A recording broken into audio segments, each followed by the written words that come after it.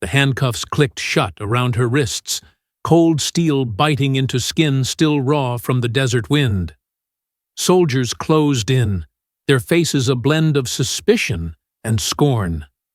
She stood silent, shoulders squared, refusing to drop her gaze as the accusation hung in the air, impersonating a Navy SEAL. The crowd of recruits whispered, some shaking their heads, others watching with wide-eyed disbelief. To them, she was a fraud. To her, this moment felt like betrayal carved deep into her bones. Before I tell you what happened next, tell me in the comments where you're watching from. I love knowing who's listening. She could feel her pulse racing, each beat thundering, in her ears. They didn't know her name, her past, or what she had endured. All they saw was a woman in fatigues she wasn't supposed to wear, standing in a place she wasn't supposed to be. She thought of her father, a SEAL who never came home, and the silent vow she made at his grave, to serve with the same honor he had carried to his last breath. But now, honor was being twisted into shame. One of the officers spat at her boots and muttered, "Pathetic." The sting wasn't in his words. It was in knowing she could not defend herself, not yet. The base grew hushed as the Admiral approached. His medals glinted in the morning, light, every step of his polished shoes echoing authority. Conversations died into silence. All eyes turned to the man whose voice could crush or save a career. She braced herself, trembling only on the inside. "Who authorized this arrest?" he asked, his tone low, almost dangerous. The commander stepped forward.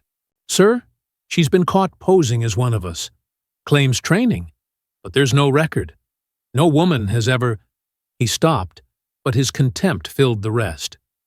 The Admiral's eyes shifted to her, sharp as glass. He studied her face for a long, unbearable moment. And then, he noticed. The cuff on her sleeve had slipped, exposing the ink on her wrist. A tattoo, simple, yet unmistakable.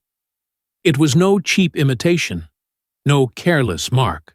It was the kind only earned by blood and fire, a design known to very few, passed down to warriors who had walked through the crucible of Bud-S and emerged alive. A murmur rippled through the ranks. Recruits leaned in. One whispered, "That's impossible." Another muttered, "That's authentic." The Admiral's stern face didn't change, but his silence spoke volumes. He lifted a hand, and the guards stepped back reluctantly. "Remove the cuffs," he ordered. She exhaled, slowly, not relief, not yet, but something steadier.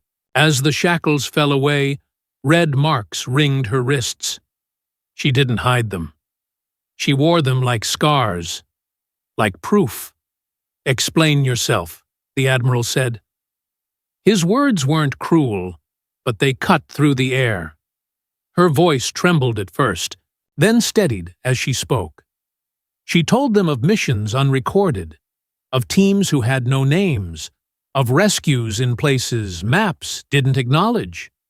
She described the silence of classified operations and the weight of secrets heavier than steel. And though many doubted, the way her eyes did not flinch told truths no document could. Still, the moral tension burned in the air. Was it right for her to have lived in shadows, erased from the very history she helped defend? Could service be denied because it didn't fit tradition? The Admiral finally nodded, his expression grave. "You have walked a path most can't even imagine. Let no one here question it again." His voice rose, sharp as a command.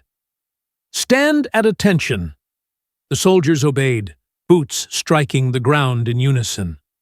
For the first time, the respect she deserved wasn't just whispered in private halls. It thundered in the open. she thought. She'd never see justice. She was wrong, and as the morning sun broke fully over the base, the Admiral placed his hand on her shoulder and said quietly, "Your father would be proud, because truth doesn't vanish. It waits, and it finds its way back." And the girl once branded an impostor now stood taller, her story etched forever not in suspicion, but in honor. If this story moved you, share it with someone who believes in fighting for what's right. Don't forget to like, comment, and subscribe, because every story here is a reminder that courage leaves marks deeper than ink.